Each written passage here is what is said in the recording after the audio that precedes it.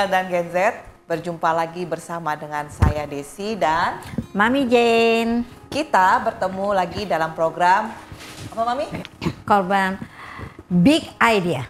Oke. Nah, nanti bisa dilihat di Cuan Gen Kabar Bursa. Nah, episode sebelumnya kan kita udah membicarakan mengenai banyak hal ya Mami ya. Iya.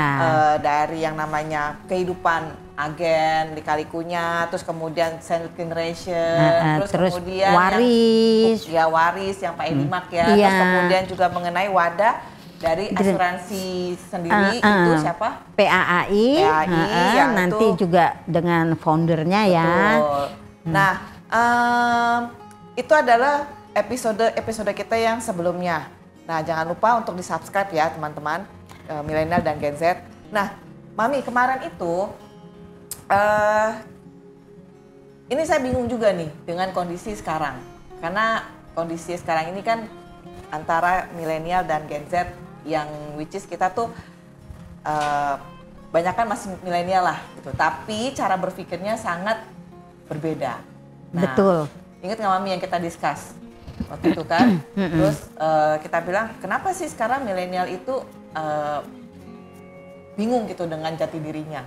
Bingung dalam arti gini, dia nggak tahu mau ngapain dengan usia dia sekarang. Terus kemudian pekerjaannya juga kan ada tuh teman kita Mami ya yang datang terus aduh gue nggak tahu nih mau kerja apa. Terus perusahaan gue beginilah segala macam begitu kan. Bahkan ada anak yang S1 dia nggak mau kerja di kantor, terus dia bilang kalau dia kerja di kantor merasa tertekan, terus dia juga nggak bingung gitu dia mau jadi apa. Iya. Nah itu kan kita juganya bingung juga ya karena udah usianya gen apa milenial gitu kan, terus mau ngapain lagi gitu kan.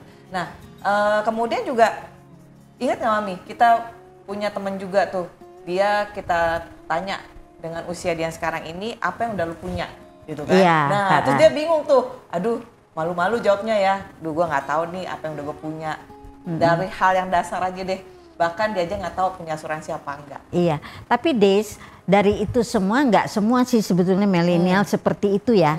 Ada juga milenial yang bagus, makanya anak Mami bilang Mami tidak boleh loh bilang milenial atau Gen Z itu jelek. Ya. Karena sebagian itu juga mereka tuh bagus. Mereka punya income yang oke, mereka mau kerja keras, jadi a part of the millennial like that atau a part of Gen Z like that. Tapi hari ini Des, kita menghadirkan kan Des? Iya betul. Mami ngundang betul. juga. Kita mengundang seorang narasumber yang memang seusia gen milenial. Bukan gennya Mami mah baby boomers, baby terus pokoknya awet muda ya.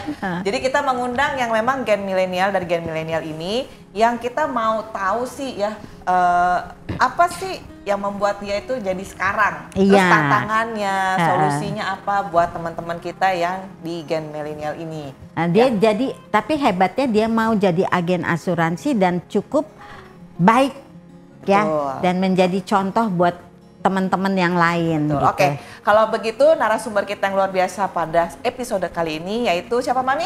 Harold. Halo. Hai Harold, apa kabar? Baik, Mbak Desi. Panggilnya nggak boleh Mbak ya, panggil apa nih kakak? Mbak. Kan ceritanya kan gue milenial. Ceritanya kan gue milenial ya. Dia juga milenial. Oh iya. Nah, gimana sih? Jangan begitu dong. Beda dikit tahu. Oh beda dikit ya udah jadi. Ini boleh panggil Mami, kita panggilnya Mami Jen. Tadi kan udah diperkenalkan ya. Halo sobat milenial dan Gen Z. Nama saya Harold. Iya. Ya, jadi saya ini adalah anaknya Mami yang ditemukan pada waktu saya sudah masuk di dalam industri asuransi. Kayaknya anak Mami banyak banget. Ya, anaknya Mami banyak banget. Makanya masih diperjelas anaknya mana nih gitu. Jadi ya buat teman-teman yang kalian merasa maminya usia-usia mirip-mirip Mami dan anaknya seperti saya, ya udah, berarti kita sepantaran. Oke, setuju ya? Iya. Tadi kan kita udah ngobrol, maksudnya saya dan Mami itu udah ngobrol gitu kan mengenai belakangan ini kita ketemu ada anak-anak milenial yang which is dia tuh sampai usia yang sekarang ini ya kayak kita deh gitu ya Harold ya. Dia tuh nggak tahu tuh dia mau ngapain, penghasilannya juga stuck, terus kemudian merasa kadang-kadang bosen nih gue kerja di kantoran, terus pengen suatu hal yang baru tapi nggak tahu dan nggak pernah mau coba gitu atau keluar dari comfort zone. Nah boleh nggak Harold tuh sendiri tuh kenapa sih memilih, kan nggak mungkin dong ya Mami ya, semua orang mau jadi agen asuransi gitu kan. Pasti kan ada journey-nya nih, prosesnya. Tapi kenapa sih Harold sampai akhirnya memilih seperti sekarang ini menjadi agen asuransi dan lihat aja nih pakainya jas gitu ya Mami, gua aja minder gitu katanya kan. udah kayak CEO gitu. Pokoknya kita anak zaman now katanya. Anak zaman now. Kan kalau anak zaman now maunya kelihatannya oke, wah gitu kan. Terus nggak mau diem di kantor, tapi punya duit gitu. Oh iya dong, tentu. Emang gitu. dulu kuliahnya asuransi? Enggak ada. Coba deh, di-sharing ke teman-teman milenial nih. Jadi kalau ditanya, saya dulu kuliahnya di Ilmu dan Teknologi Pangan.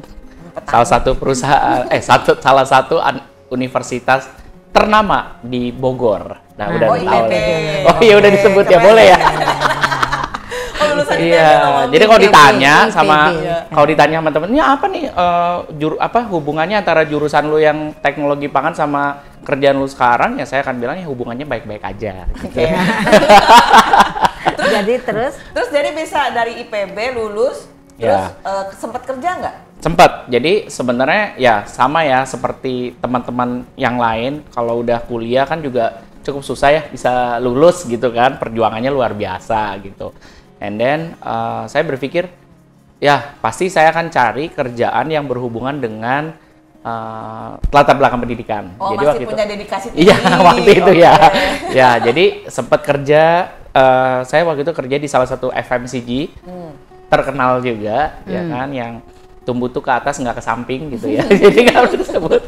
Ya di situ saya bekerja dan ternyata ke atas nggak ada yang ke samping. Iya, jadi biar nggak lebar gitu. Maksudnya iya. Strukturnya tuh jadi ramping. Iya gitu. Nah kerja waktu itu memang sebenarnya saya juga ditawarinya harusnya R&D ya, karena kan lebih banyak berhubungan sama technical gitu. Tapi saya bilang saya lebih tertantang untuk bisa mencoba untuk di posisi marketing sales gitu. Jadi ya udah akhirnya masuklah saya ke bagian marketing dan sales karena saya suka dinamika, ketemu orang, saya suka yang tidak monoton gitu karena saya orangnya gampang bosen gitu ya. Mungkin ya saya nggak tahu, tapi kalau saya sendiri ya kelihatan ya kayaknya nggak sabaran gitu ya. Tapi karena saya suka saya lebih suka deal dengan manusia dibandingkan saya harus bekerja dengan makanan atau benda-benda yang harus saya analisa gitu ya. Jadi lebih enak seru ngobrol kayak sekarang gitu kan sama Mami Jen, sama Desi gitu. Jadi kenapa terus bisa masuk ke asuransi? Nah, kenapa bisa masuk ke asuransi? Karena sebenarnya mama kandung nih, bukan Mami Jen ya. Mama kandung saya memang sudah berkarya waktu itu di salah satu perusahaan asuransi. Jadi memang udah duluan beliau ya? Udah duluan dan nah ini menjadi salah satu hal yang menarik juga karena ternyata milenial dan Gen Z itu banyak yang memasuki industri kerja atau industri di insurance itu sebenarnya karena orang tuanya udah duluan masuk. Kebanyakan gitu. Dan itu mungkin bisa jadi hal yang menarik karena sebenarnya bisnis asuransi itu adalah bisnis yang dapat diturunkan. Diwariskan gitu. Dan terus ya sebenarnya kalau ditanya langsung terinspirasi enggak. Nah itu tadi aku mau nanya. Ya langsung terinspirasi enggak sebenarnya gitu. Cuman saya pernah diundang salah satu teman saya dari company yang berbeda. Dia nggak tahu kalau saya itu udah jadi agen. Waktu itu sebenarnya jadi agen tuh hanya gara-gara ilmu tunjuk. Tahu dong ilmu tunjuk. Maksudnya mama? Nah, sini. Ya, mama menunjuk sini. Tanda tangan aja gitu. Tanda tangan apa nih gitu kan. Udah, pokoknya mama bilang gini, selama kamu kan udah lulus kuliah. Waktu itu posisi udah lulus kuliah, terus mami bilang, ya udah selama kamu mencari kerjaan gak ada salahnya kamu boleh mengisi waktu kamu untuk belajar. Jadi sebenarnya yang nomor satu waktu itu yang aku ingat adalah ya kita yang orang baru lulus kuliah kalau disuruh belajar tuh masih semangat waktu itu ya kan, masih semangat sampai sekarang juga masih semangat gitu ya. Nah dibilang ya udah lumayan kamu bisa belajar banyak skill gitu kan, dan ternyata benar. Jadi waktu masuk itu ada hal-hal yang saya banyak pelajari, lebih skillnya bukan ke arah technical ilmu ya, tapi lebih ke social skill. Ya soft kan skill gitu. Soft skillnya yang diasah, dan saya kira itu menjadi hal yang menarik. Itu ketertarikan saya waktu di awal gitu ya. Tapi ketika saya sudah akhirnya bekerja, tapi status keagenan masih berlanjut gitu. Suatu hari saya ditanya sama perusahaan, ini kamu mau dilanjutin atau tidak? Waktu itu saya tidak berpikir bahwa udahlah itu kan cuman karena bantuin mami waktu itu mikirnya. sempat produksi juga? Sempat. Terus akhirnya kan diterima kerja dan saya pikir saya bisa jalanin dua-duanya antara pekerjaan dengan insurance gitu. Tapi karena pekerjaan juga baru mulai berjalan, jadi ya buat saya kayaknya agak susah nih untuk ngatur waktunya gitu. Jadi ya karena udah habis di kerjaan, jadi saya udah nggak jalanin insurance kurang lebih gitu. Sempet sih diingetin, ayo kapan bisa meeting lagi, kan biasa kan kalau di insurance kan ada meeting tim sebagainya gitu kan. Nah ini udah diajak-ajakin tuh, cuman saya selalu nggak bisa terus gitu karena urusan kerjaan dan sebagainya. Ya udah akhirnya saya sempet kayak vakum 3 tahun deh, 3 tahun vakum, and then udah masuk dunia kerja dong. Nah di dunia kerja ternyata saya mungkin tipikal orang yang cukup vokal. Karena saya orangnya cukup vokal, nampaknya dari pihak manajemen ada yang tidak suka mungkin ya. Jadi ya saya dimutasi tuh, bergeser divisi, tapi nggak naik-naik lah karirnya gitu. Gajinya naik nggak? Gaji naiknya naik standar aja ya gitu. Kan Gimana ya? Iya, gaji naik iya. nggak gitu? Gaji naik tapi ya nggak banyak karena bukan karena promosi jabatan kan gitu. Tapi saya cuma berpikir gini, karena saya dapat waktu itu intinya gini, papi saya bilang kalau kamu mau menikah, kamu harus punya rumah dulu. Nah, itu tuh jadi ajaran yang bagus. Ya, ajaran yang bagus ya gitu ya. Jadi why saya itu adalah saya harus punya rumah gitu loh. Nah, oke. Ya, That itu is tuh yang a good- ternyata belum bisa terjawab dengan Emang itu gaji udah ada yang calonnya? nggak ada, belum gitu. Tapi Jadi that is a good apa ya, edukasi ya dari a good seorang course. ayah ya. Ya, Memang harus seperti itu ya. Betul. Nah, Mami kan lihat kamu berhasil banget ya. Kita kenalan di komite-komite Ya. kongres ya, Ya. Harold. Terus setiap kali Mami ngelihat kamu, Mami selalu ngebatin loh, Des. Nih anak muda nih udah satu pecicilan, bawel, tapi dia berhasil juga gitu ya, dan good gitu lah. Nah terus ya happy ya Harold ya, happy ya kita bisa kenal at least orang semuda Harold gitu. Dia udah bisa ketemu pembicara dunia, bisa ketemu Nick Fujisi, bisa. It is really amazing gitu lah. Dia udah keliling dunia kali, Mam? Udah, dia selalu naik panggung. Dia kan Harold, dia selalu naik panggung dan dia selalu MDRT. Kamu udah aku udah 15 tahun. Whole life MDRT dong. Udah lebih dari 10. Dia udah whole life Lifetime MDRT member, kan? dan lifetime member itu sesuatu yang amazing loh, Harold. Nggak banyak anak muda yang seperti kamu. Jujur, kita cari teman-teman di sini siapa, nggak banyak juga yang muda seperti kamu atau seperti teman-temanmu yang lain ya, gitu. Nah, itu sesuatu yang, dan satu lagi yang menjadi dan konsisten sih. Konsisten dan persisten, karena anak muda kayak sekarang ini gen milenial dan gen Z tuh gampang nyerah. Iya. Nah, terus ada resepnya itu sebenarnya. Oh, ada apa resepnya. tuh resepnya? Bagi dong resepnya. Episode berikutnya enggak. Jangan, harus bagi sekarang. Iya, jadi kalau gini, teman-teman, saya kira sebenarnya ini akan sama ya, mau milenial, mau baby boomer dan sebagainya. Kita sebagai makhluk sosial itu kita senang punya grup, punya komunitas, punya lingkungan yang ekosistem lah, aku bilang gitu. Nah, saya bersyukur di tahun-tahun awal saya waktu gabung di asuransi, leader saya memperkenalkan ke MDRT sebenarnya. Nah, buat teman-teman yang belum tahu apa sih MDRT gitu ya, MDRT itu bukan KDRT ya guys gitu ya. Jadi MDRT itu singkatannya Million Dollar Round Table. Ya, dan kurang intinya adalah in short MDRT itu adalah komunitas di mana ini komunitas profesional dan dia basisnya bukan untuk satu perusahaan atau bukan satu negara aja, tapi komunitas ini recognition-nya adalah worldwide. Untuk bisa masuk ke dalam komunitas ini memang membernya memiliki kualifikasi tertentu untuk bisa masuk, dan kualifikasinya salah satunya adalah berdasarkan omset. Atau penjualan produk asuransi secara individual. Ada targetnya. Ada target tertentu untuk boleh masuk ke dalam komunitas itu, gitu. Dan waktu itu saya cuma bilang gini, waktu zaman saya bergabung. Jadi kalau tadi teman-teman udah tahu ya, berarti saya udah 15 tahun nih bergabung gitu ya. Nggak muda-muda banget gitu ya. Tapi saya bilang gini, di awal-awal itu sebenarnya profesi agen asuransi itu buat saya bukan satu profesi yang menyenangkan. Kenapa? Buat saya di awal. Iya, Bahkan kenapa? saya juga nggak pernah kepikiran saya cita-citanya mau jadi agen, nggak ada gitu ya. Makanya gue juga sekolahnya juga Pangan. ya, teknologi pangan gitu ya, nggak ada yang berhubungan. Tapi kenapa bisa tertantang gitu? Jadi saya melihat bahwa teman-teman di zaman saya dan zaman now apalagi itu banyak orang-orang yang bisa menghasilkan uang dalam jumlah yang banyak. Apalagi zaman now ya, vlogger lah, sebut aja semua, influencer, ya kan, YouTuber, terus TikTokers dan sebagainya itu mereka sanggup untuk bisa earning uang yang cukup besar gitu ya. Tapi ternyata menyadari banyak dari mereka yang tidak tahu ini what to do nih dengan uangnya. Semua selalu waktu Jadi kecil flexing. di ininya mindsetnya adalah ya udah lu tabung. Tapi mungkin zaman now kebanyakan teman-teman yang suka flexing. Saya tidak menyalahkan dengan istilah flexingnya gitu ya. Cuman yang penting kamu tahu tujuan kamu untuk apa. Kalau tujuan kamu hanya untuk pamer, saya kira udah nggak zaman lagi sih Salah. sebenarnya gitu ya. Salah. I hope ya. Dan lifestyle penting, yes gitu ya. Betul.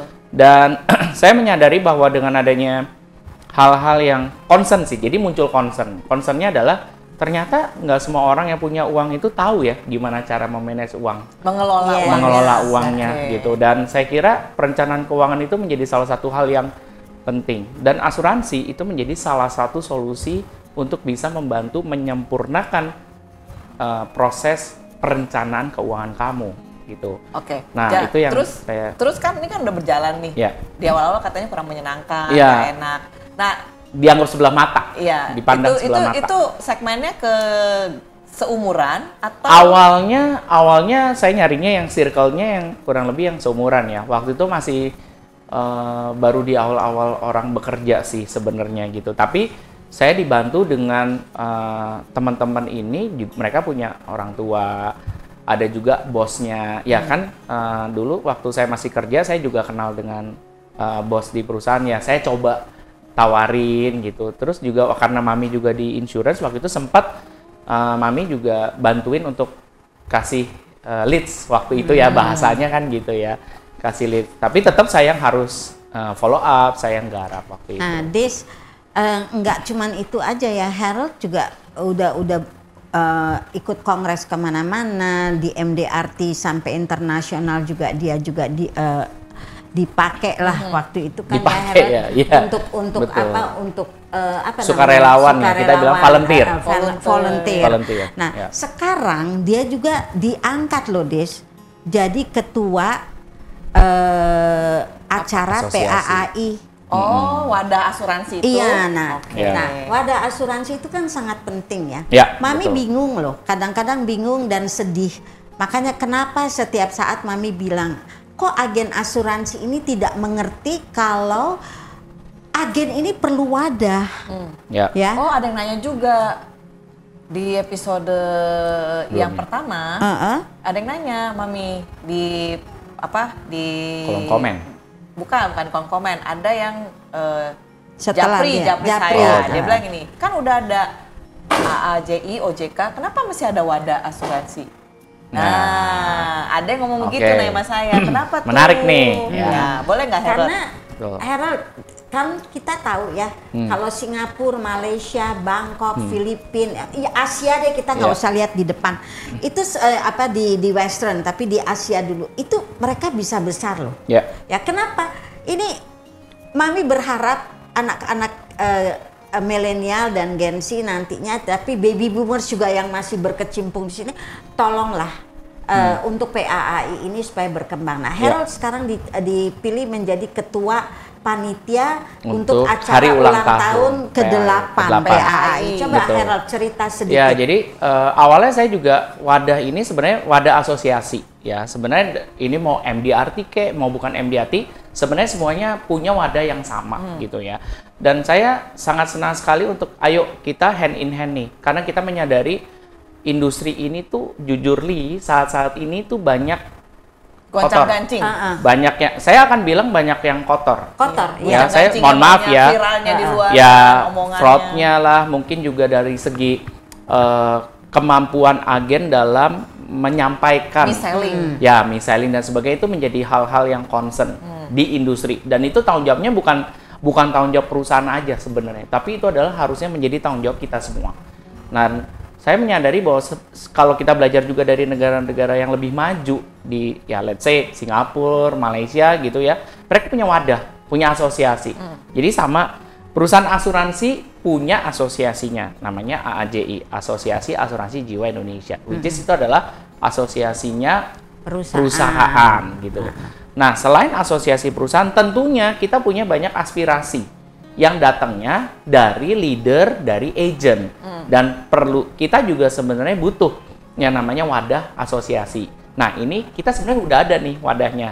Namanya PAAI, singkatannya Perkumpulan Agen Asuransi Indonesia. Ya. Itu sudah ada legalnya, ada Kemenkumhamnya juga. Jadi ini wadahnya wadah yang benar-benar dibentuk secara legal gitu. Nah, dan ada beberapa hal yang aspirasi itu sebenarnya dibutuhkan untuk kita menyampaikan kepada regulator, aka pemerintah atau OJK misalnya gitu. Tapi ternyata aspirasi ini nampaknya bukan menjadi aspirasi utamanya perusahaan. Contoh, mengenai kebijakan mengenai pajak, pemotongan pajak penghasilan. Mungkin kalau dari segi perusahaan asuransi ya udah nurut-nurut aja. Regulator punya aturan, ya udah perusahaan asuransi menjalankan gitu, ya kan? Tapi kan kita di lapangan juga cukup kebakaran jenggot nih dengan aturan pemotongan pajak yang begitu luar besar. biasa cukup besar karena pemerintah mungkin belum memahami gimana sih cara aturan income yang didapatkan oleh agen itu seperti apa, sistemnya seperti apa. Mungkin pemerintah belum memahami gitu. Mungkin pemerintah itu melihat ya pukul rata. Pukul sama rata. dengan karyawan. Exactly. Dan itulah makanya kenapa kita perlu ada wadah ini, asosiasi ini untuk menyampaikan aspirasi. Tujuannya bukan untuk melawan perusahaan asuransi, bukan. Tapi kita ingin bergerak bersama untuk kebaikan atau untuk pertumbuhan industri asuransi di Indonesia menjadi lebih baik. Ya, Mami setuju banget tuh Harold. Karena Mami tahu Sandy pada waktu awal dia mendirikan PAAI ya, itu sampai sekarang juga masih berdarah-darah. Dan bingung juga gitu, kok agen ini yang ikut cuma 2.000 loh, Des. Dari senasional. Iya. Kalau mau diakui, banyak loh. Kalau mau diakui bahwa kita adalah aspirasi dari seluruh agen asuransi yang ada di Indonesia, minimal itu harusnya 10.000. Minimal. Ini baru 2.000. Baru 2.000. Dan itu ya kita harus, ya makanya kenapa menjadi tantangan buat kita. Terus Ya kalau kesadaran. ada problem baru datang. Kenapa? Kalau ada problem baru datang. Kalau ada ya.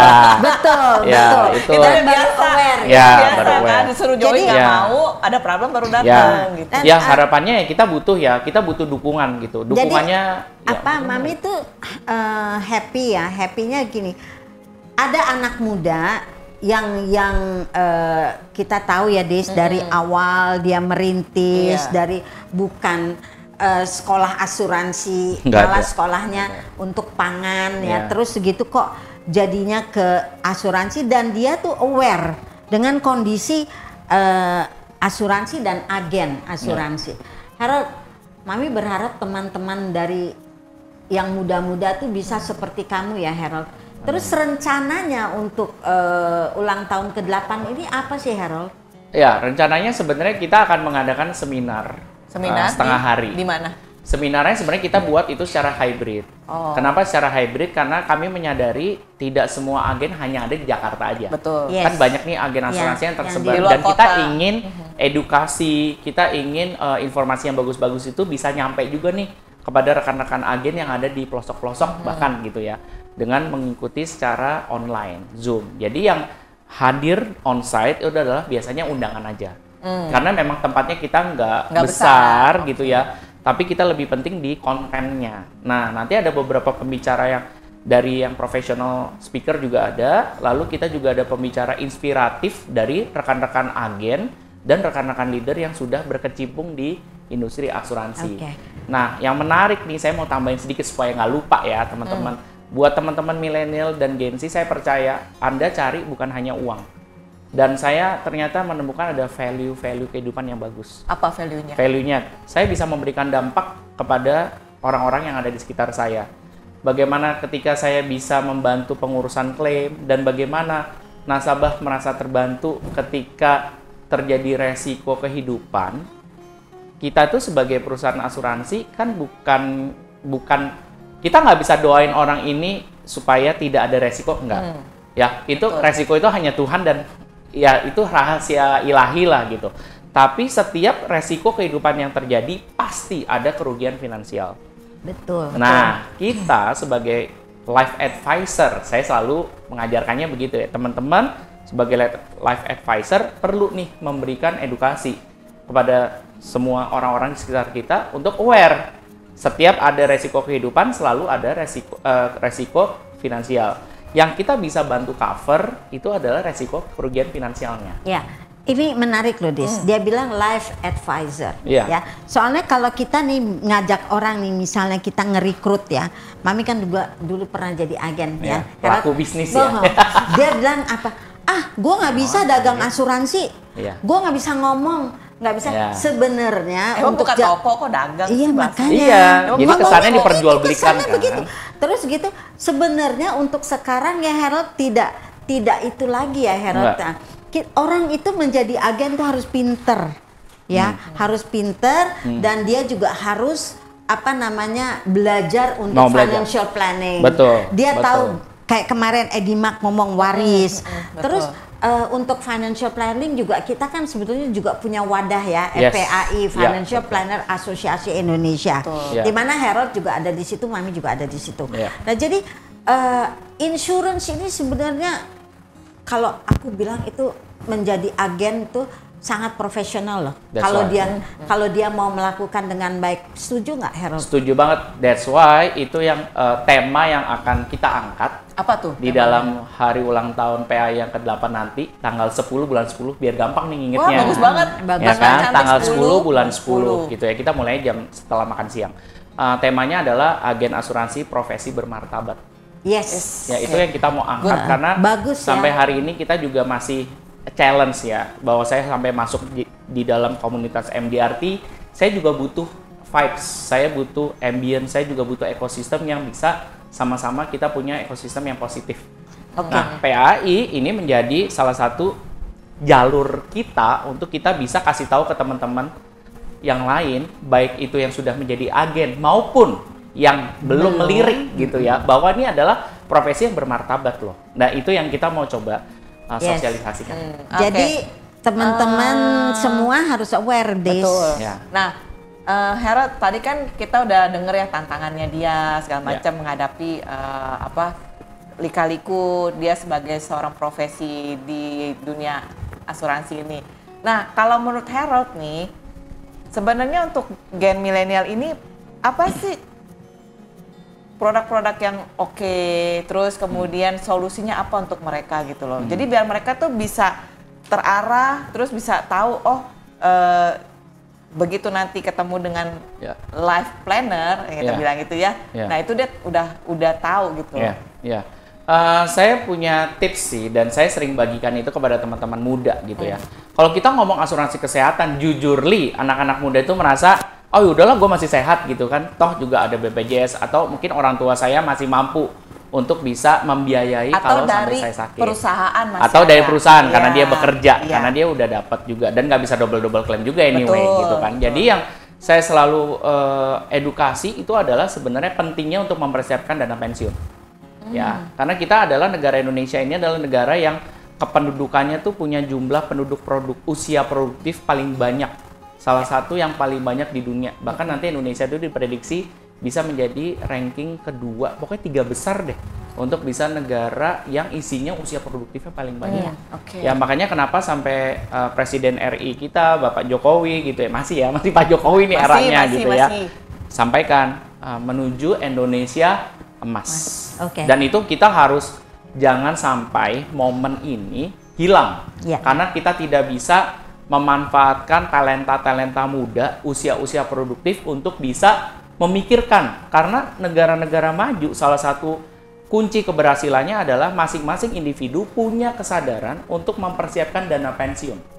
Yes. Itu menjadi hal yang penting. Itu menarik banget ya, Des. Nah, ini nanti kita mesti, aduh kayaknya betul. belum selesai Betul. gitu ya bicaranya tapi ya. gini, nah dana pensiun bagus, itu Yes. bagus banget gitu kan. Dari muda. Nah tapi itu pasti ada tantangannya karena Tentu. mereka akan bilang gini, aduh gue nggak punya duit, terus mahal preminya. Nah itu gimana tuh? Kalau saya, ini tipsnya aja karena waktu juga terbatas gitu ya. Saya akan tipsnya gini, bolehkah saya punya ide? Apakah kamu mau, kalau menurut kamu ini adalah hal yang bagus, kamu berarti kan perlu ada uang yang kamu memang harus sisihkan. Terus kamu bilang, kamu belum ada uang. Boleh nggak saya kasih challenge? Anak muda tuh senang dikasih challenge sebenarnya. Saya biasa bilang begini, mungkin 1 tahun pertama, kamu mungkin butuh bantuan orang tua kamu untuk bantuin kamu. Tapi kamu mau nggak menjadi mandiri secara keuangan? Ayo, gabung. Ya, jadi kita collab. Ya, bahasa sekarang tuh adalah kolaborasi gitu ya. Sebenarnya maksudnya adalah rekrutmen gitu ya. Tapi kita ajak kolaborasi karena supaya mereka bisa menawarkan kepada teman-temannya untuk hal yang bagus ini. Kalau menurut kamu ini adalah hal yang bagus.